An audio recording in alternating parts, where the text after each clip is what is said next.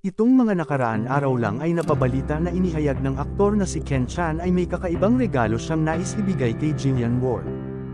Ayon kay Ken sa kanyang pahayag sa isang interview sa kanya, dito ay natanong siya kung ano ang kanyang mga future plan lalo na ilang buwan na lang ay Pasko na.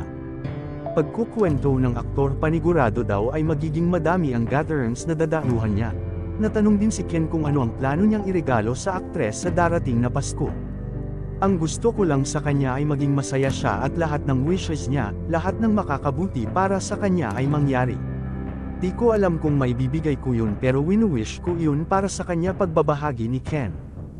Samantala kumpirmado na daw ang pagsasama sa isang pelikula ng real-life couple na talaga naman kapanapanabik at pinakahihintay ng lahat lalo na ang mga solid supporters ng Ken Gio. Maraming mga netizens, fans at taga-suporta nina Jillian Ward at Ken Chan ang kinatuwa ang bali-balitang ito. Sa ngayon ay madami nang naghihintay at nasasabik na mapanood sina Jillian at Ken na magpapakilig at kikiliti sa mga netizens.